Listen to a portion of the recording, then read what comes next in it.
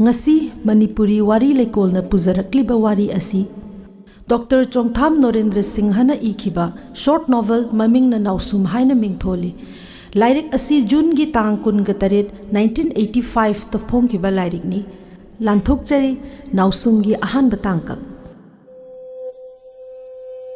tak tak tak Kishore thong da kanano ama tapna thilei yu ngauraga Kishore halakpa kuidri kanna tumtharura male thong thinbagi makhol adu mang oi ha oi tabadi phangi adubo hagotuna thong hangnabagi pangal ithok thokidre kanano kari thabakino athengba ahing sida haidana hangbinaba Kishore gi imung da kana amata leite yamna chawroba yumni mapana thamlambani Kishore gi mapadi tolhal thikadar haina phawrami mapa tolhal leiringai dadi Kishore gi yum asi minai misal thabak suba leita lairaba kaya amadi achau asang kaya gi changpham oirami adubu mapa leikhidabadagi sekpi kwak phawba paikhidre chawrabi inkhol adu isuk sui chawrabi yumjau aduna tai makhoi matam amada ina kaira khulame amukka suthilai tak tak tak Kishore thong hangu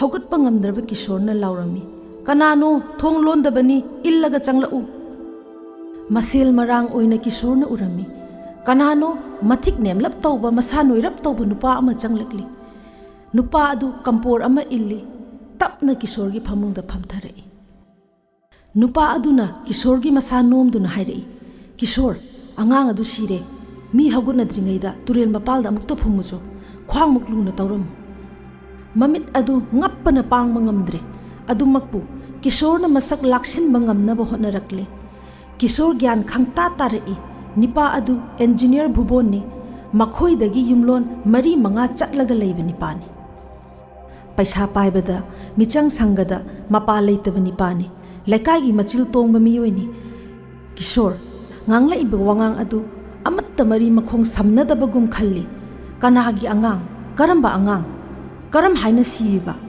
mahak mamai makok amatta khangdre Bhubon na khumlai nahan pokpa aigi angang duni ni Kishore khangning ningsinglakle nahan leibak pokpa numitta Bhubon gi ahanbo oina machanupi ama pokle haina khibaduni ne Bhubon na makha tari haujik phoba mama khangdri khanglaklabadi yamna kapna launa tawnorakpe yai aduna nangna thuna amukta puthokro mi khanghanba wawa lauba ai kaya pamde aduna nang kana amata loina khinu misi minagi paudu tabada Kishore hogat patarame fi rol hongdoktana tumkhibana fi hongdokpagi darkar oidre khalai nauna pokpa macha adu kainabada Bhubon yamna waram lagani sosti hayeng dangaire machin tongba mioi kaya ama laktuna mabu bor piragadabani adubu maraibak thiba haibaduni Kishore yu ngawba handri ngawphing Bhubon gi matung inaraklami mapanda meragi purnima matungi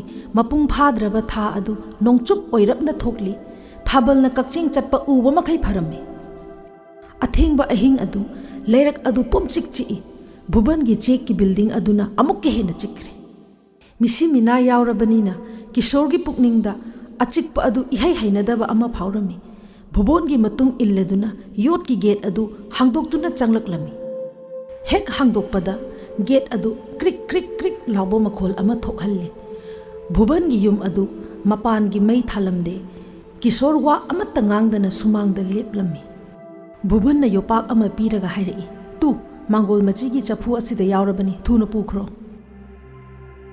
mangol machi da chapu achauba adu leiri chengphu oinaramba oiramale chapu adu yamna chawi phi amuba apaba amana machin adu kupsilli Kishore na chapu adu thangatlami phana ningthina lummi yotpak adu maring zumda haigatlaga chapu adu kanna konsinduna pairaga nongyai matung adu da hairang konthong adu lanthoktuna turel gi torban lomda chatkirami chatna Kishore na khallaki asiba haibagi khayatagi kanana su kan mangamde mahak na khanglakpada mama leiramdre mapa na haiki mama na kanna narakpada mapa na sel kaya tingduna hotna khiba adumaktada kan mangamkhidaba Kishore na khanglakpada mani amaga leirami madusu mahak na khara chawrakpada mayum pankhre mahaki mapanasu mabu hundoklamduna chatkhi ꯃꯄꯥꯅ ꯁꯤꯔꯝꯗꯥꯏꯗ ꯂꯟ ꯊꯨꯝ ꯄꯨꯝꯕ ꯃꯉꯣꯟꯗ ꯄꯤꯔꯝꯃꯤ꯫ ꯄꯤꯛꯂꯤꯕ ꯀꯤꯁꯣꯔꯅ "ꯑꯩ ꯂꯟ ꯊꯨꯝ ꯑꯃꯠꯇ ꯄꯥꯝꯗꯦ,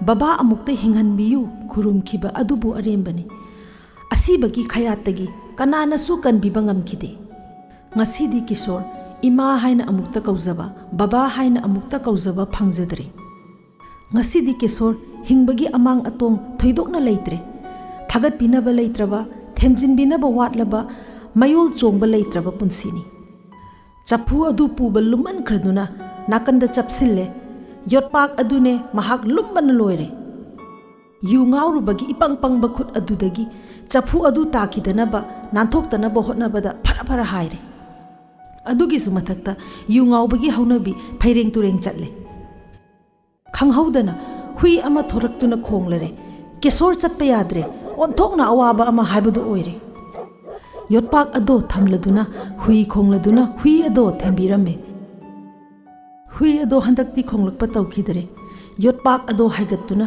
ꯑꯃꯨꯛ ꯆꯠꯄ ꯍꯧꯔꯝꯃꯦ꯫ ꯆꯐꯨ ꯃꯅꯨꯡ ꯑꯗꯨꯒꯤ ꯑꯉꯥꯡ ꯑꯗꯨꯒꯤ ꯋꯥꯈꯜ ꯑꯃꯨꯛ ꯈꯜꯂꯛꯏ꯫ ꯃꯃꯥ ꯀꯌꯥꯅ ꯄꯣꯛꯊꯣꯛꯂꯒ ꯅꯤꯡꯊꯝ ꯊꯥꯒꯤ ꯏꯪꯈ꯭ꯔꯕ ꯑꯍꯤꯡꯗ ꯍꯨꯟꯗꯣꯛꯂꯝꯕ ꯑꯉꯥꯡ ꯀꯌꯥꯁꯨ ꯑꯌꯨꯛ ꯍꯋꯥ ꯆꯥꯕ ꯆꯠꯄ ꯀꯌꯥꯅ ꯊꯦꯡꯅꯕꯗꯒꯤ ꯈꯨꯟꯗꯨꯅ ꯌꯣꯛꯄ ꯌꯥꯎꯏ꯫ ꯃꯈꯣꯏꯗꯨꯁꯨ ꯑꯗꯨꯝ ꯍꯤꯡꯏ꯫ ꯑꯗꯨꯒ ꯉꯁꯤ ꯚꯨꯕꯟꯒꯤ ꯃꯆꯥꯁꯤꯅ ꯀꯔꯝ ꯍꯥꯏꯅ ꯃꯃꯥꯒꯤ ꯃꯊꯥꯅꯨꯡꯗꯒꯤ ꯁꯤꯔꯤꯕꯅꯣ?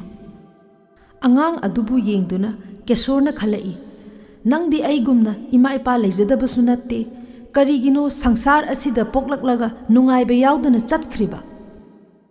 ꯊꯃꯣꯏꯗ ꯅꯨꯡꯉꯥꯏꯇꯕ ꯄꯣꯛꯂꯛꯏ꯫ ꯅꯪ ꯅꯣꯡꯃꯗꯤ ꯂꯥꯛꯈꯣ, ꯑꯋꯥ ꯅꯨꯡꯉꯥꯏ ꯌꯥꯎꯔꯛꯈꯣꯀꯣ꯫ ꯆꯐꯨ ꯃꯅꯨꯡꯗꯒꯤ ꯃꯈꯣꯜ ꯑꯃ ꯊꯣꯔꯛꯄꯒꯨꯝ ꯇꯧꯏ꯫ ꯀꯤꯁꯣꯔ ꯄꯤꯡ ꯂꯥꯎꯏ꯫ ꯊꯃꯣꯏꯅꯨꯡꯗ ꯃꯐꯝ ꯃꯔꯥꯡ ꯈꯪꯗꯅ ꯆꯤꯡꯅꯕ ꯑꯃ ꯄꯣꯛꯂꯛꯏ꯫ ꯍꯧꯖꯤꯛꯀꯤꯗꯨ ꯀꯔꯤ ꯃꯈꯣꯜꯅꯣ?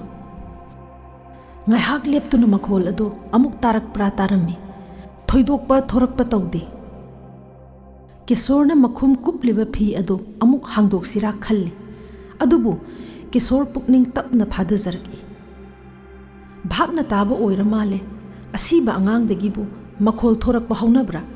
ꯃꯄꯥꯅ ꯁꯤꯔꯦ ꯐꯨꯝꯂꯨꯔꯣ ꯄꯤꯔꯛꯂꯕ ꯅꯠꯇ꯭ꯔꯥ? ꯏꯝꯐꯥꯜ ꯇꯨꯔꯦꯜꯒꯤ ꯑꯉꯝꯕ ꯇꯣꯔꯕꯥꯟ ꯑꯗꯨ ꯀꯥꯈꯠꯂꯛꯂꯝꯃꯤ꯫ ꯑꯗꯨꯗꯒꯤ ꯇꯞꯅ ꯀꯨꯝꯊꯔꯛꯇꯨꯅ ꯁꯝꯄ꯭ꯔꯛꯄꯤ ꯄꯥꯝꯕꯤ ꯃꯔꯛ ꯑꯗꯨ ꯐꯥꯎꯔꯒ ꯎꯔꯤꯛ ꯁꯤꯕꯤ ꯇꯅ ꯆꯒꯨꯡꯅꯅ ꯍꯧꯔꯤꯕ ꯃꯔꯛ ꯑꯗꯨꯒꯤ ꯃꯆꯤ ꯑꯃꯗ ꯀꯣꯝ ꯇꯧꯕ ꯍꯧꯔꯝꯃꯤ꯫ ꯑꯍꯤꯡ ꯏꯆꯤꯛ ꯍꯨꯜꯂꯛꯄ ꯃꯇꯝ ꯑꯗꯨ ꯏꯆꯦꯜ ꯇꯞꯂꯕꯤ ꯏꯝꯐꯥꯜ ꯇꯨꯔꯦꯜꯁꯨ ꯆ꯭ꯔꯣꯛ ꯆ꯭ꯔꯣꯛ ꯂꯥꯎꯕ ꯃꯈꯣꯜ ꯑꯃ ꯊꯣꯛꯍꯜꯂꯤ꯫ ꯃꯍꯥꯕꯂꯤ ꯎꯃꯪꯗꯒꯤ ꯁꯦꯛꯄꯤꯁꯤꯡꯅ ꯂꯥꯛꯅ ꯂꯥꯛꯅ ꯆꯦꯠ ꯆꯦꯠ ꯈꯣꯡꯂꯤ꯫ ꯁꯅꯥ ꯈꯣꯡꯅꯥꯡ ꯃꯊꯛꯇꯒꯤ ꯃꯀꯨ ꯑꯃꯁꯨ ꯈꯣꯡꯂꯛꯏ꯫ ꯂꯥꯛꯅ ꯍꯨꯏ ꯑꯅꯤ ꯑꯍꯨꯝꯈꯛ ꯈꯣꯡꯂꯛꯄꯒꯤ ꯃꯈꯣꯜ ꯇꯥꯔꯛꯏ꯫ ꯄꯨꯝꯅꯃꯛ ꯁꯤꯔꯕ ꯑꯉꯥꯡ ꯑꯗꯨꯒꯤꯗꯃꯛ ꯇꯦꯡꯊꯥꯔꯤ ꯃꯥꯜꯂꯦ꯫ ꯎ ꯋꯥ ꯄꯨꯝꯅꯃꯛ ꯇꯨꯃꯤꯟ ꯇꯨꯃꯤꯟ ꯂꯦꯞꯂꯤ꯫ ꯃꯃꯤꯠ ꯂꯤꯁꯤꯡ ꯄꯥꯟꯕ ꯑꯇꯤꯌꯥ ꯂꯩꯆꯤꯜ ꯃꯔꯛꯇ ꯀꯦꯀꯨ ꯂꯣꯠꯄꯤ ꯁꯥꯟꯅꯔꯤ꯫ ꯃꯈꯣꯏꯗꯤ ꯈꯪꯂꯝꯒꯅꯤ ꯁꯤꯔꯕ ꯑꯉꯥꯡ ꯑꯁꯤ ꯐꯨꯝꯖꯤꯟꯒꯗꯣꯔꯦ ꯍꯥꯏꯕꯁꯤ꯫ ꯃꯌꯥꯝ ꯑꯁꯤꯒꯤ ꯃꯔꯛꯇ ꯀꯤꯁꯣꯔꯅ ꯂꯩꯉꯣꯏ ꯃꯔꯛ ꯑꯗꯨꯗ ꯍꯨꯃꯥꯡ ꯇꯥꯕ ꯃꯈꯩ ꯀꯣꯝ ꯇꯧꯔꯤ꯫ ꯈ꯭ꯋꯥꯡꯃꯨꯛ ꯂꯨꯗꯧꯔꯤ꯫ ꯈꯣꯡꯅꯥꯡ ꯃꯁꯥ ꯑꯗꯨ ꯁ꯭ꯋꯥꯏ ꯁ꯭ꯋꯥꯏ ꯅꯤꯛꯂꯛꯏ꯫ ꯀꯤꯁꯣꯔ ꯀꯣꯛꯆꯥꯎꯕꯤ ꯀꯥꯔꯝꯃꯤ꯫ ꯀꯔꯤꯅꯣ? ꯀꯔꯤ ꯑꯣꯏꯕ ꯌꯥꯏ? ꯑꯃꯨꯛꯀꯁꯨ ꯅꯤꯛꯂꯛꯏ꯫ ꯁ꯭ꯋꯥꯏ ꯁ꯭ꯋꯥꯏ ꯁ꯭ꯋꯥꯏ꯫ ꯌꯣꯠꯄꯥꯛ ꯑꯗꯨ ꯆꯦꯠꯅ ꯄꯥꯏꯁꯤꯜꯂꯤ꯫ ꯑꯗꯨꯕꯨ ꯀꯔꯤꯅꯣ? ꯀꯤꯁꯣꯔꯒꯤ ꯊꯧꯅꯥ ꯄꯨꯝꯕ ꯂꯣꯏꯅ ꯃꯥꯡꯈꯤꯕꯒꯨم ꯇꯧꯔꯦ꯫ ꯂꯩꯖꯕ ꯊꯧꯅꯥ ꯄꯨꯝꯕ ꯐꯨꯗꯣꯛꯇꯨꯅ ꯀꯤꯁꯣꯔꯅ ꯈꯣꯡꯅꯥꯡ ꯄꯥꯝꯕꯤ ꯑꯗꯨꯒꯤ ꯃꯊꯛꯇ ꯌꯦꯡꯈꯠꯂꯝꯃꯤ꯫ ꯌꯣꯡ ꯑꯃꯅ ꯃꯥꯒꯤ ꯃꯇꯧ ꯑꯗꯨ ꯌꯦꯡꯂꯗꯨꯅ ꯈꯣꯡꯅꯥꯡ ꯃꯁꯥ ꯑꯗꯨ ꯅꯤꯛꯂꯗꯨꯅ ꯂꯛꯅꯔꯤ꯫ ꯀꯤꯁꯣꯔꯅ ꯇꯦꯝꯄꯥꯛꯅ ꯊꯥꯗꯨꯅ ꯌꯣꯡ ꯑꯗꯨ ꯇꯥꯜꯂꯝꯃꯤ꯫ ꯆꯐꯨ ꯑꯗꯨ ꯄꯥꯏꯔꯒ ꯀꯤꯁꯣꯔꯅ ꯐꯨꯝꯅꯕ ꯁꯦꯝ ꯁꯥꯔꯝꯃꯤ꯫ ꯑꯗꯨꯕꯨ ꯀꯤꯁꯣꯔꯒꯤ ꯄꯨꯛꯅꯤꯡꯗ ꯑꯉꯥꯡ ꯑꯗꯨ ꯀꯟꯅ ꯌꯦꯡꯅꯤꯡꯂꯛꯄ ꯑꯃ ꯐꯥꯎꯔꯛꯂꯝꯃꯤ꯫ ꯑꯔꯣꯏꯕ ꯃꯇꯝ ꯑꯁꯤꯗ ꯑꯃꯨꯛꯇ ꯌꯦꯡꯍꯧꯒꯦ ꯍꯥꯏꯗꯨꯅ ꯀꯤꯁꯣꯔꯅ ꯆꯐꯨ ꯃꯈꯨꯝ ꯀꯨꯞꯂꯤꯕ ꯑꯃꯨꯕ ꯐꯤ ꯑꯗꯨꯕꯨ ꯇꯞꯅ ꯇꯞꯅ ꯍꯥꯏꯗꯣꯛꯂꯝꯃꯤ꯫ ꯆꯥꯎꯔꯕ ꯆꯐꯨ ꯃꯅꯨꯡꯗ ꯁꯤꯔꯕ ꯑꯉꯥꯡ ꯑꯗꯨ ꯅꯤꯡꯉꯥꯏꯗꯅ ꯅꯥꯎꯁꯨꯝ ꯑꯃꯗ ꯍꯤꯞꯄꯒꯨꯝ ꯍꯤꯞꯂꯤ꯫ ꯊꯥꯕꯜꯒꯤ ꯃꯉꯥꯜ ꯑꯗꯨꯅ ꯆꯐꯨ ꯃꯅꯨꯡ ꯑꯗꯨꯗ ꯌꯧꯕ ꯉꯝꯗꯦ꯫ ꯑꯗꯨꯅ ꯑꯉꯥꯡ ꯑꯗꯨꯒꯤ ꯃꯃꯥꯏ ꯑꯗꯨ ꯎꯕ ꯐꯪꯗꯦ꯫ ꯀꯤꯁꯣꯔꯅ ꯈꯜꯂꯛꯏ, ꯃꯃꯥꯏꯗꯨ ꯑꯃꯨꯛꯇꯪ ꯌꯦꯡꯍꯧꯕꯗꯤ ꯀꯔꯤ ꯀꯥꯏ? ꯐꯤꯅ ꯊꯥꯅ ꯌꯣꯝꯁꯤꯜꯂꯕ ꯁꯤꯔꯕ ꯑꯉꯥꯡ ꯑꯗꯨ ꯀꯤꯁꯣꯔꯅ ꯆꯐꯨ ꯃꯅꯨꯡꯗꯒꯤ ꯇꯞꯅ ꯇꯞꯅ ꯂꯧꯈꯠꯄꯤꯔꯝꯃꯤ꯫ ꯂꯨꯝ ꯂꯨꯝ ꯂꯥꯎꯏ꯫ ꯐꯤ ꯃꯔꯛ ꯑꯗꯨꯗꯒꯤ ꯑꯃꯨꯕ ꯃꯁꯝ ꯈꯔ ꯊꯤꯟꯗꯣꯛꯂꯤ꯫ ꯃꯃꯥꯏꯗ ꯀꯨꯞꯁꯤꯜꯂꯤꯕ ꯐꯤ ꯑꯗꯨ ꯇꯞꯅ ꯇꯞꯅ ꯍꯥꯏꯗꯣꯛꯄꯤꯔꯝꯃꯤ꯫ ꯊꯥꯕꯜ ꯃꯉꯥꯜ ꯑꯗꯨꯗ angang adu sana ahingba machu mali manaton adu mamaidagi wangkhatli Kishorna masada kupliba phi adu tapna haidok pirami angang adu mamit kupla boy ninglami Kishor mamit lauthok lami ish karino angang asidi lengbagum tawrena yu naga ngawbane Kishor bhap ama ita tadre pakhatpa ama su yawre sor mapi hole Kishorna angang adugi mamai adu nomduna yengi phong sai khalai asiba haibasibu yamna ingi haina badaine nongalamdai gi ayingba nungsitna yaibada angang adu kaplakle Kishor tawiba matau adu chamamnare masana masabu thajadre kiba amusu pokle mangda thokadaba thodok ama Kishor gi taibangda thoklare kapliba angang adu mathapakta phiga loinana konsin biraga Kishorna koina yengthoraklami uwa pumba nungsitta phara hairi Thabal marak aduda nakna pambida sadliba kuthap lay ama suktoktuna mangonda yenglaklaga sukat pagum tawrami pangkhokla pambi ama turoi ngamloi hairi apang nang ngasai makhai tawribadu aidi uhore chatlage haibagi mawongni atiyada lechin marakta mapung phadraba thaza kekulot pisana bagum tawi Kishorna yengkhatlubada lechil marumda sat heklot ki bagum tawi Kishor sauning bana khangba ngamdre buban khakta nattana achikpa ahingi uwa phauba mabu apang sira boy khalle Kishor ge thamoida wahang mathang lakle bubanna magi sidriba macha ase sinana ba phumlucho haiba oiramgadra adubu madi angang asigi mapani magi ahanba phangba macha asibu sinana ba khak khalamloi mapana macha bu khak sihaninglamloi natraga Shiraboy ningladuna phumluro haibo oiramgadra adu oirabadi buban nangi nacha hinglamle haina pirubada mana kaya harawgaba adubu Kishor wakhal ama amuk khalai ngasai buban haiki mama tadri sosti sondriba angang ama sire haibasi mama nattana kanana hana khangpham thui adu oirabadi mama khangdana karam haina buban mathantana angang adu sire haiba khangliba Ningsinglakle ngasai buban na Kishor da haikiba kanamta loina khino ai wawa lawba pamde mama tadringi thuna pukhro Kishor nongmagi picnic adugi wafam adu khangning ningsinglai picnic adu kangchuptani loisillakbagi matang aduwaida mayam yu ngauduna marol lawba amatta yade mana thokpa tawnarakle khara amana taduna laikibusu yawre matam asida Dr. Gyanesorga Bhubanga wari chikna sagarle makhoide numit adu pangaw ngaude yu ngauduna aduda lairibe Kishorna tahowi Bhuban Doctor handaki aigi wife na miroliba angang asina aibu yamna chayet khoyet na hangadori aina tawge khalliba thabak asi pura fail oihanba tare Gyanesorna saheb ki karamba thabak none aibu bhap tadrene Bhuban Hera Doctor aina lawriba nupi asidi aiga thaina nungsinara I haibagi yadaduna lawsilurabani adubu aina hek pambadi hauzikki matamgi chapchabi teragi aphawbidunine mana uitha nokpaduni aina chaklibase mana taksilakpadasu loire ai khangba ware aduna ai ekhoigi wife ase divorce tawdaba yadre wani doctor aduda angang ase yawrabadi amatta oiroi dawre aduna angang asi loisinbagi thabak adu amukta paikhat pirabadi ai onthokna penbada natana punsigi kauzaroi Gyanesorna pongna khumki that is nothing tablet amatagi wafamni aina adum tawzarani thabak adu pangthokle haina khanbiba yare masi pumbasi Bhubanna magi mirola binupi adugi mapuk manungi macha adu hatnaba Dr. Gyanesorga tanakhibani numit aduga ngasiga yamna mari leinabagum Kishor khalakle angang adu hatnabagi damakta Bhubanna pirakliba oiridra haina angang adu nupi oiramle Kishorna fi adu fajanna yomsin biduna konsin biba adu da kappato khare Kishorna angang adu nungsibagi ithilama phawraklami kari su khangdaba madi mapana hatluna basilibani haibasu khanglamloi mana hiplibado kuni haibasu thawoiramloi madugi mahutta नाउसुमनी खन्ना निंगाइदना तुमलंबनी ngasai makai achauba chapu adugi manungda phina yomsillaga hiphallaga yu ngauba Kisorna phaireng tureng nom duna haina lakpadu angang adudi nausumgumna nungairaba zatni Kisor angang adugi mamaida amuktang yenglami thabal mangal aduda angang adugi matau adu nuksibana khangba ngamlamde nongmadi masu mi ama oiraktuna samajgi yumbi ama oirakpasu yai Kisorna ngahaki wakhalda khalai bhubangi machadi sikre turel mapal aduda pantharamdre chapu adu kom aduda thadaraga leipak khochillaga khalai angang asi bhubanda piraroi aina icha oina yoklani haujiksu Kisor yu ngauba handri mahak chamamnare angang asi kanada pugani haujikti pikli nupi amana yoktrabadi yaroi angang asi yoknaba maga khangnaba nupi kana kana leibage khanba horakle magi amatta ngaizaraba mani adu ningsinglaklami adubu madi lamangdongdo ongkhrabani lapna leikre karamna puni amuk su khalai angang yokpham amada pikhrasira haibasu magi thamoina iya yaningde yopak adu khongnang makhong amada lotsillamlaga Kisor angang adu pamladuna chatpa horami kadaida chatlibano kanagida chatlibano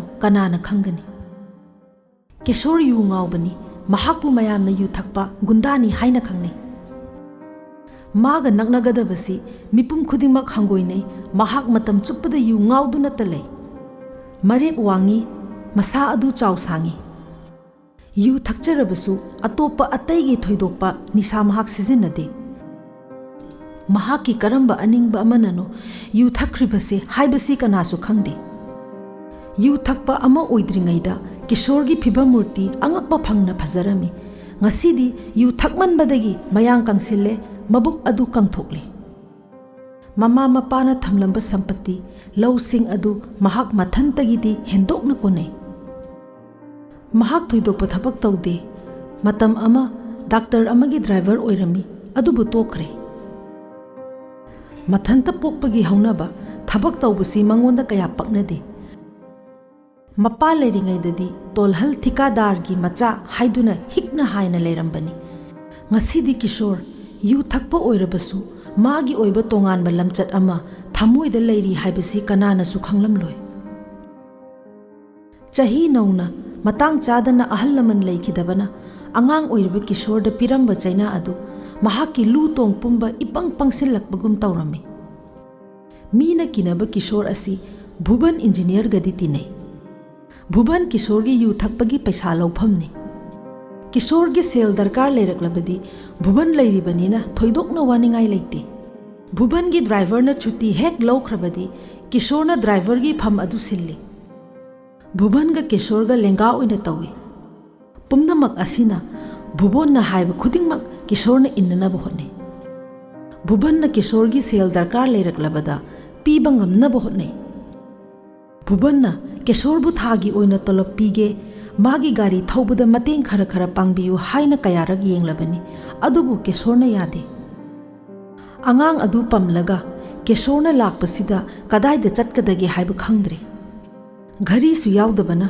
pung kaya taramlagadage haiba khangdre adugi su mathakta magi ipang pangba khut adudagi angang adu nanthoktuno surokta tagadra haibagi chingnabana amuk kanna konsilli yen khongba tarakle nong ngangadore haiba khangle nong ngandringaida angang asi kanadano amada thanamdaba yade tanjasida lapna thangmai mangal ama tungda kaplakle police की गाड़ी ओइरमाले यामना नक्सिलकले Kisorgi thamoida mawol khalli asiguma nongalamdai kayada police की गाड़ी na mabu phaduna pukiba kaya yaukre ngasi su adumak thoklarabadi angang asi ubada kanagi angang no haina police na hangloidra mana aigi ni khumgani adubu pokpa nongmani ni tangairi ba angang amabu puduna nongalamdai da chatliba karigi no hanglabadi kari khumgani natraga bhuban na khangladuna tanarapa oiramgadra gari adu yamna naksile angang adu phi aduna pumkup kupsilaga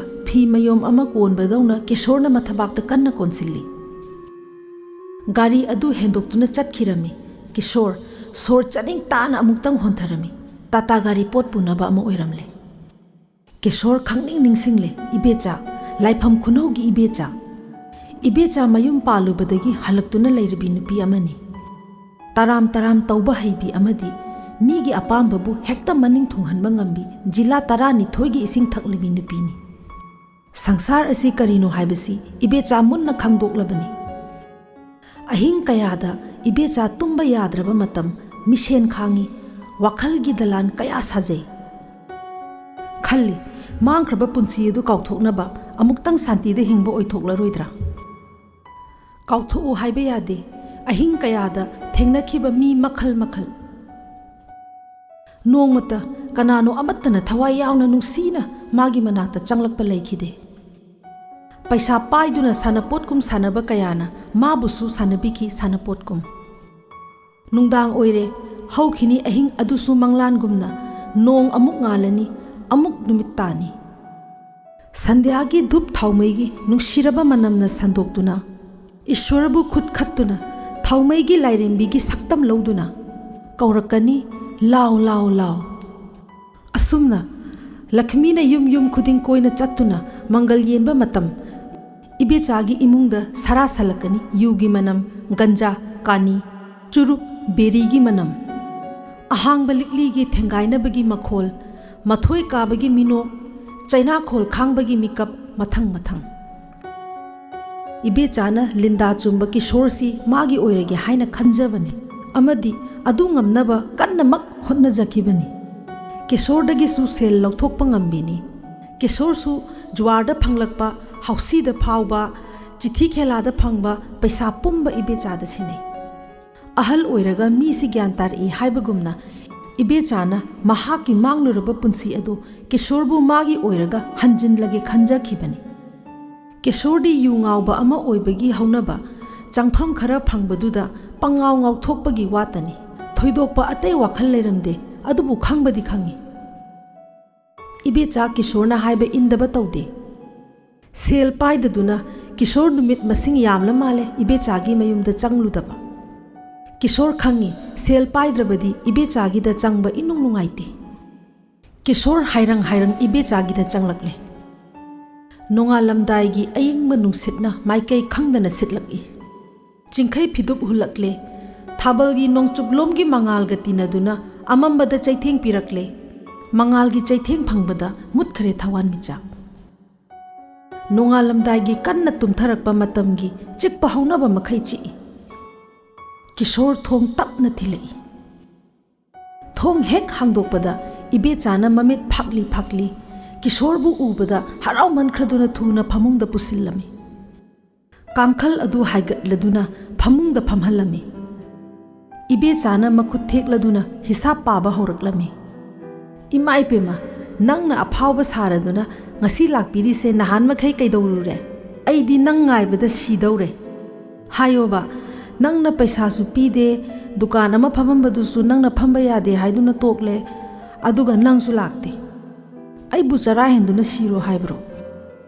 ꯏꯕꯦꯆꯥꯅ ꯃꯥꯅ ꯄꯨꯁꯤꯜꯂꯨꯕ ꯃꯌꯥꯝ ꯑꯗꯨ ꯑꯃꯨꯛ ꯍꯤꯁꯥꯞ ꯄꯥꯊꯣꯔꯛꯏ꯫ ꯅꯍꯥꯟ ꯅꯪꯅ ꯆꯠꯈꯤꯕ ꯅꯨꯃꯤꯠ ꯑꯗꯨꯗꯒꯤ ꯍꯧꯅ ꯆꯥꯅꯤꯡꯉꯥꯏ ꯂꯩꯇꯗꯨꯅ ꯇꯥ ꯊꯝꯕꯧꯒꯤ ꯗꯨꯀꯥꯟꯗꯒꯤ ꯆꯦꯡ ꯁꯦꯔ 10 ꯄꯨꯁꯤꯜꯂꯨꯔꯦ꯫ ꯃꯗꯨꯒꯤ ꯂꯨꯄꯥ 90 ꯑꯃ ꯂꯩꯔꯦ꯫ ꯑꯗꯨꯗꯒꯤ ꯁꯤꯡ ꯃꯣꯟ 4 ꯄꯨꯁꯤꯜꯂꯨꯕꯒꯤ ꯂꯨꯄꯥ 62 ꯑꯃ, ꯏꯆꯦ ꯂꯥꯏꯔꯤꯛꯇꯒꯤ ꯃꯅꯥ ꯃꯁꯤꯡ ꯈꯔ ꯑꯃꯒ, ꯃꯦꯔꯥꯒꯤ ꯉꯥꯇꯣꯟ ꯑꯇꯦꯛꯄ ꯆꯔꯥ ꯑꯃꯠꯇ ꯆꯥꯒꯦ ꯍꯥꯏꯗꯨꯅ ꯈꯔ ꯑꯃꯒ ꯂꯧꯕꯗ ꯂꯨꯄꯥ 3.25 ꯑꯃ꯫ ꯅꯍꯥꯟ ꯊꯥꯏꯅꯒꯤ ꯃꯔꯨꯞ ꯈꯔ ꯂꯥꯛꯂꯝꯃꯤ, ꯑꯗꯨꯗ ꯀꯔꯤꯃꯠꯇ ꯄꯤꯖꯅꯤꯡꯉꯥꯏ ꯂꯩꯇꯗꯨꯅ ꯑꯦꯀꯥꯁꯤꯅꯤꯒꯤ ꯍꯣꯇꯦꯜꯗꯒꯤ ꯕꯣꯔꯥ ꯀꯥꯡꯍꯧ ꯂꯨꯄꯥ 3 ꯑꯃꯒ ꯁꯣꯠꯂꯨꯔꯦ꯫ ꯉꯁꯤꯁꯨ ꯆꯥꯅꯤꯡꯉꯥꯏ ꯂꯩꯇ꯭ꯔꯤ꯫ ꯄꯨꯝꯅꯃꯛ ꯑꯁꯤ ꯅꯪ ꯂꯥꯛꯂꯒ ꯁꯤꯡꯒꯅꯤ ꯍꯥꯏꯗꯨꯅ ꯂꯩꯔꯤꯕꯅꯤ꯫ ꯅꯪꯕꯨ ꯄꯩꯁꯥ ꯄꯣꯔꯛꯇ꯭ꯔꯥꯕ?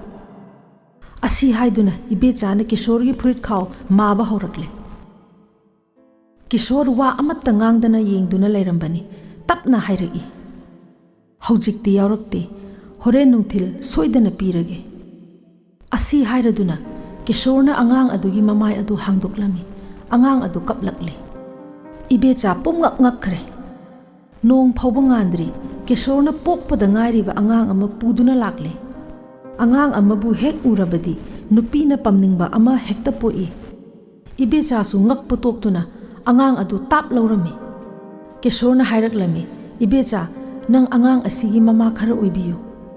Nang na chawnaba yo'u aigi ichani. Aina sel wattanaba pirakani.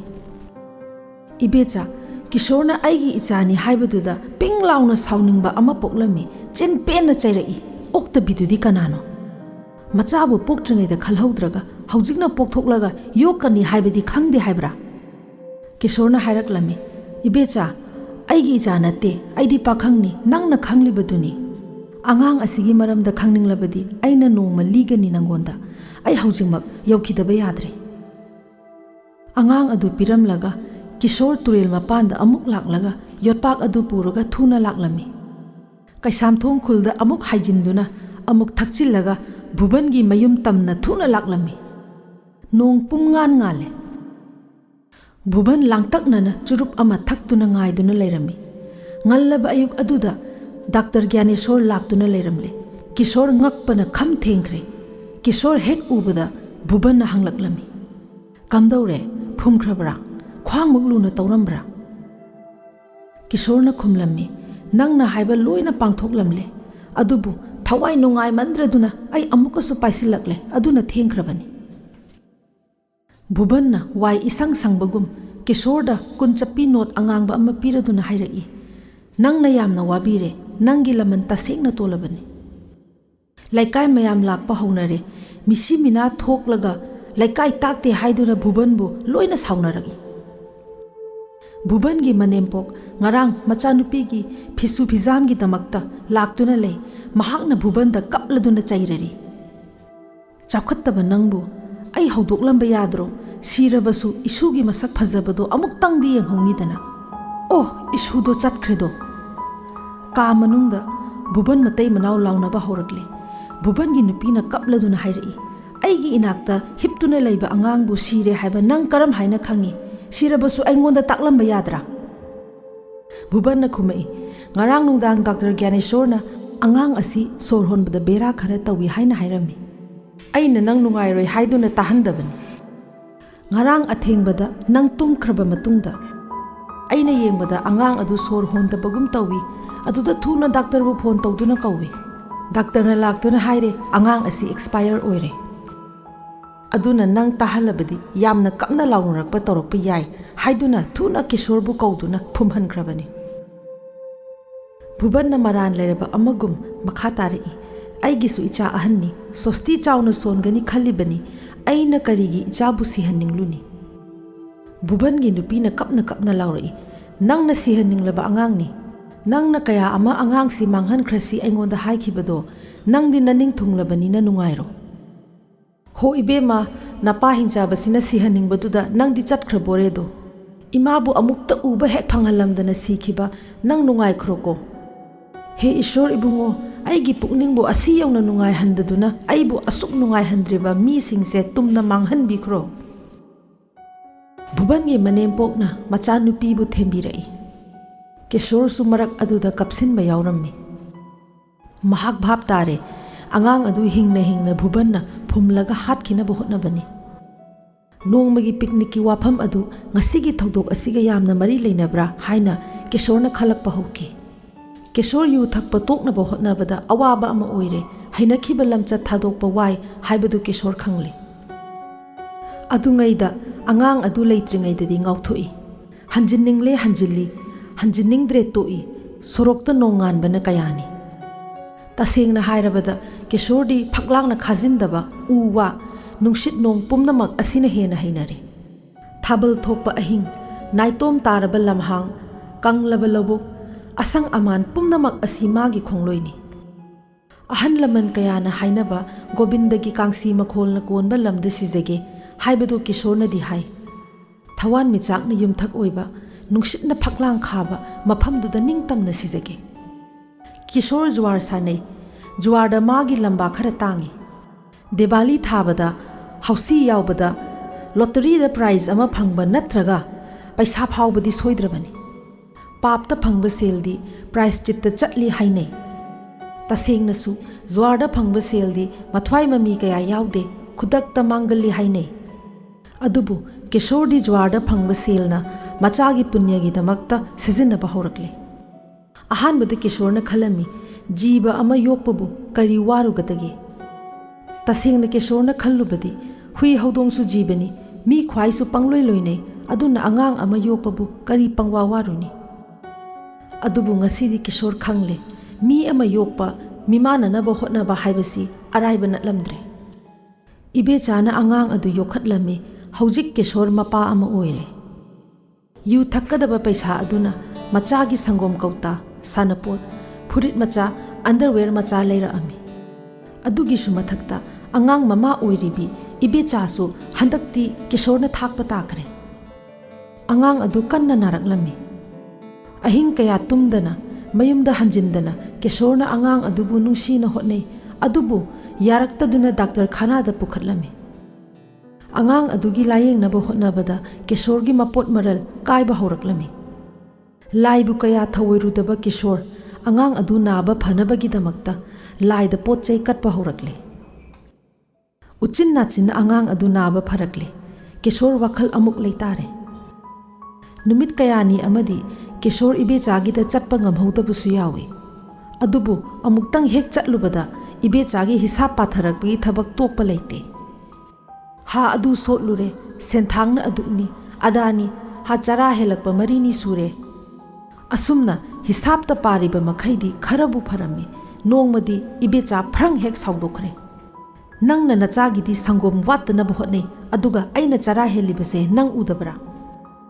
Kishorna khumlami aigi ichani haibatani nangna yokpani angang asidi nangsu angang asigi phanaba honapham thoktabra. Kishorgi wahi adu ibechagi maphamda mai heiba oina thokre. Kari yuthakpa jwarwala nangna yu ngauduna leiraga nangi nachagi bhar pumba aina puriba natra. Aina phajana hairibasini nacha chara helaloi hairabadi pujakho yengjarucho angang yokpa kayam nungaige haibadu yengjarucho.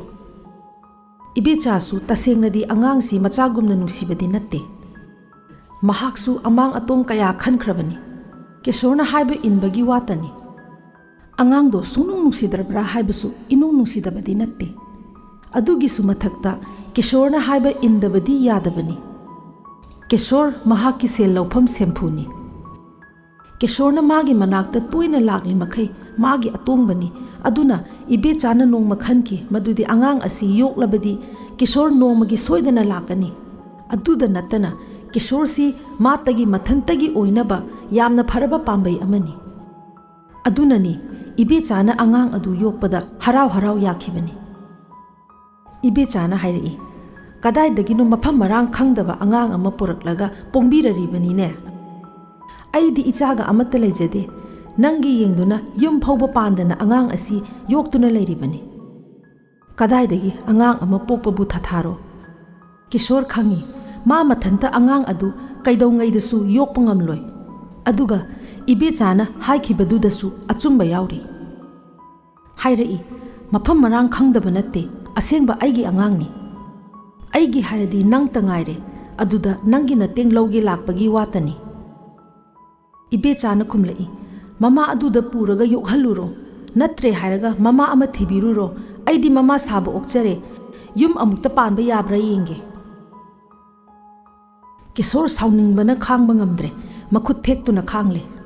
Mamangda leplibi ibechabu yeknaba oina urakle. Ishorbu thina chairakle. Ha Ishor aibu asinguma mafam marang khangdaba mayam asida yawhanbiduna aigi ningtambabu karigi manghanbiribano. Angang adubu yengladuna khalai hatokhrasira.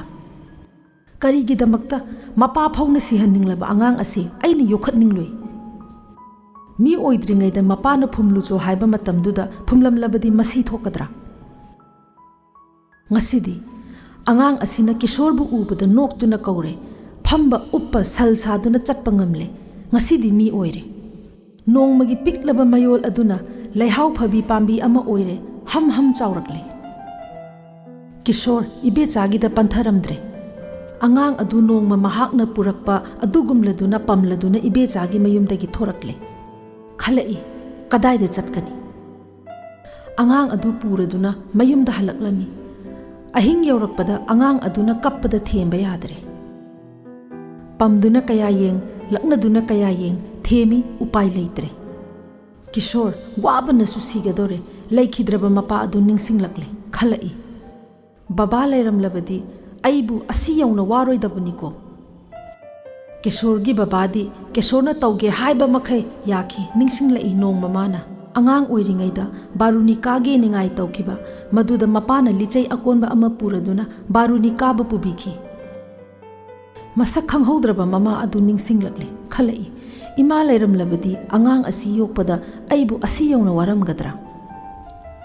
ꯃꯄꯥꯟꯗ ꯊꯥꯕꯜ ꯊꯣꯛꯂꯤ꯫ ꯀꯤꯁꯣꯔꯅ ꯑꯉꯥꯡ ꯑꯗꯨ ꯄꯝꯂꯗꯨꯅ ꯐꯤꯅ ꯌꯣꯝꯁꯤꯟꯕꯤꯔꯒ ꯁꯨꯃꯥꯡꯗ ꯊꯣꯔꯛꯂꯦ꯫ ꯊꯕꯥꯛꯇ ꯀꯣꯟꯁꯤꯜꯂꯒ ꯅꯣꯝ ꯅꯣꯝꯂꯗꯨꯅ ꯁꯨꯃꯥꯡꯗ ꯀꯣꯏꯆꯠ ꯆꯠꯄꯗꯒꯤ ꯀꯞꯄ ꯇꯣꯛꯈ꯭ꯔꯦ꯫ ꯏꯁꯤ ꯁꯤꯅ ꯇꯨꯝꯈ꯭ꯔꯦ ꯅꯤꯡꯉꯥꯏꯗꯅ꯫ ꯅꯤꯡꯁꯤꯡꯂꯛꯏ, ꯅꯣꯡꯃꯒꯤ ꯅꯨꯃꯤꯠ ꯑꯗꯣ ꯊꯥꯕꯜ ꯐꯕ ꯑꯍꯤꯡ ꯑꯃꯗ ꯃꯄꯥꯅ ꯐꯨꯝꯂꯨꯆꯣ ꯍꯥꯏꯅ ꯄꯤꯔꯛꯈꯤꯕ ꯅꯨꯃꯤꯠ ꯑꯗꯣ꯫ ꯑꯍꯤꯡ ꯑꯗꯨꯃ ꯑꯉꯥꯡ ꯑꯗꯨꯒ ꯀꯤꯁꯣꯔꯒ ꯂꯦꯟꯃꯤꯟꯅꯕꯗ ꯑꯣꯟꯊꯣꯛꯅ ꯑꯋꯥꯕ ꯑꯃ ꯑꯣꯏꯈꯤ꯫ ꯅꯣꯡ ꯉꯥꯜꯂꯦ꯫ ꯀꯤꯁꯣꯔꯅ ꯈꯜꯂꯛꯏ, ꯑꯉꯥꯡ ꯑꯁꯤ ꯌꯣꯛꯅꯤꯡꯕ ꯂꯩꯀꯥꯏꯁꯤꯗ ꯂꯩꯕ꯭ꯔꯥ ꯍꯪꯁꯤꯔꯥ? ꯑꯃꯨꯛ ꯈꯟꯊꯔꯛꯏ, ꯑꯗꯨꯝ ꯇꯧꯔꯕꯗꯤ ꯚꯨꯕꯟꯅ ꯍꯪꯂꯛꯄ ꯌꯥꯏ ꯀꯗꯥꯏꯗꯒꯤ ꯑꯉꯥꯡꯅꯣ ꯍꯥꯏꯅ꯫ ꯅꯠꯇ꯭ꯔꯒ ꯑꯁꯦꯡꯕ ꯋꯥꯔꯤ ꯑꯁꯤ ꯇꯥꯛꯊꯣꯛꯂꯒ ꯃꯄꯥꯗ ꯄꯤꯊꯣꯛꯈ꯭ꯔꯁꯤꯔꯥ?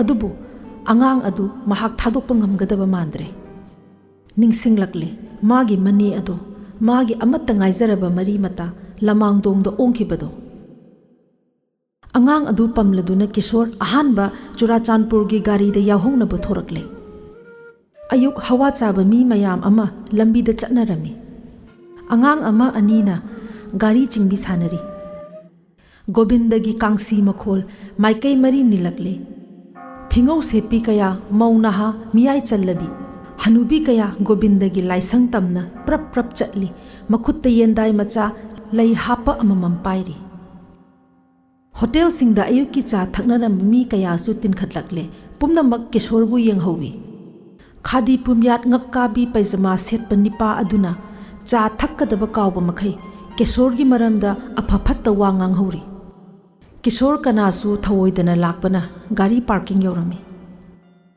ꯒꯥꯔꯤ ꯑꯗꯨꯒꯤ ꯃꯅꯤꯡ ꯏꯊꯪ ꯊꯪꯕ ꯁꯤꯠ ꯑꯗꯨꯒꯤ ꯌꯦꯠ ꯊꯪꯕ ꯊꯣꯡꯅꯥꯎ ꯃꯌꯥꯗ ꯀꯤꯁꯣꯔ ꯑꯉꯥꯡ ꯑꯗꯨ ꯄꯝꯂꯒ ꯐꯝꯈꯤꯔꯝꯃꯤ꯫ ꯃꯤꯅ ꯒꯥꯔꯤ ꯑꯗꯨ ꯄꯤꯛ ꯊꯜꯂꯦ꯫ ꯃꯅꯤꯡꯗ ꯗꯔꯝ ꯄꯨꯕꯤ ꯉꯥꯌꯣꯟꯕꯤ ꯀꯌꯥ ꯃꯅꯤꯡ ꯊꯪꯕ ꯁꯤꯠ ꯑꯗꯨ ꯄꯤꯛ ꯊꯟꯈ꯭ꯔꯦ꯫ ꯒꯥꯔꯤꯒꯤ ꯃꯤ ꯑꯌꯥꯝꯕ ꯀꯤꯁꯣꯔꯕꯨ ꯌꯦꯡꯂꯝꯗꯅ ꯇꯣꯛꯄ ꯌꯥꯎꯗꯦ꯫ ꯈꯔ ꯑꯃꯅ ꯃꯨꯔꯨꯝ ꯃꯨꯔꯨꯝ ꯁꯣꯟꯅꯔꯤ꯫ ꯊꯪꯅꯅ ꯐꯝꯕꯤ ꯍꯅꯨꯕꯤ ꯉꯥꯌꯣꯟꯕꯤ ꯑꯃꯅ ꯕꯦꯔꯤ ꯑꯗꯨ ꯁꯥꯡꯅ ꯆꯤꯡꯂꯒ ꯑꯉꯥꯡ ꯑꯗꯨꯗ ꯌꯦꯡꯂꯗꯨꯅ ꯀꯤꯁꯣꯔꯗ ꯃꯃꯥ ꯌꯥꯎꯔꯛꯇꯕ꯭ꯔꯥ ꯍꯥꯏꯅ ꯍꯪꯕ ꯍꯧꯔꯛꯂꯦ꯫ ꯀꯤꯁꯣꯔ ꯑꯣꯟꯊꯣꯛꯅ ꯍꯩꯅꯗꯕ ꯍꯥꯏꯕꯗꯨ ꯑꯣꯏꯔꯦ꯫ ꯊꯃꯣꯏꯗꯗꯤ ꯁꯥꯎꯅꯤꯡꯉꯤ, ꯅꯊꯧ ꯂꯩꯕ꯭ꯔꯥ ꯍꯥꯏꯅ ꯂꯥꯎꯍꯠꯅꯤꯡꯉꯤ꯫ ꯑꯗꯨꯕꯨ ꯄꯨꯛꯅꯤꯡ ꯐꯥꯖꯤꯜꯂꯒ ꯁꯝꯅ ꯀꯤꯁꯣꯔꯅ ꯈꯨꯝꯃꯤ, ꯍꯣꯏ꯫ ꯃꯤꯅ ꯃꯉꯣꯟꯗ ꯑꯉꯥꯡ ꯑꯁꯤꯒꯤ ꯃꯔꯝꯗ ꯍꯪꯂꯛꯄꯁꯤ ꯌꯥꯝꯅ ꯅꯨꯡꯉꯥꯏꯖꯗꯦ꯫ ꯑꯁꯨꯝ ꯍꯥꯏꯅ ꯆꯨꯔꯨꯞꯀꯤ ꯃꯩꯈꯨ ꯃꯔꯛ, ꯃꯐꯝ ꯃꯔꯥꯡ ꯈꯪꯗꯕ ꯋꯥꯔꯤ ꯋꯥꯇꯥꯏ ꯃꯔꯛ ꯑꯗꯨꯗ ꯅꯨꯃꯤꯠ ꯑꯗꯨꯒꯤ ꯀꯤꯁꯣꯔꯒꯤ ꯈꯣꯡꯆꯠ ꯂꯣꯏꯁꯤꯟꯈꯤꯔꯝꯃꯤ꯫ ꯃꯇꯥꯡ ꯑꯁꯤꯗ ꯃꯅꯤꯄꯨꯔꯤ ꯋꯥꯔꯤ ꯂꯩꯀꯣꯜꯅ ꯄꯨꯖꯔꯛꯄ ꯅꯥꯎꯁꯨꯝꯒꯤ ꯑꯍꯥꯟꯕ ꯇꯥꯡꯀꯛ ꯂꯣꯏꯁꯤꯟꯖꯔꯦ꯫ ꯑꯅꯤꯁꯨꯕ ꯇꯥꯡꯀꯛ ꯃꯤꯌꯥꯝꯗ ꯁꯣꯏꯗꯅ ꯈꯨꯗꯣꯜ ꯇꯝꯖꯔꯛꯂꯒꯅꯤ꯫ ꯄꯨꯝꯅꯃꯛꯄꯨ ꯈꯨꯔꯨꯝꯖꯔꯤ꯫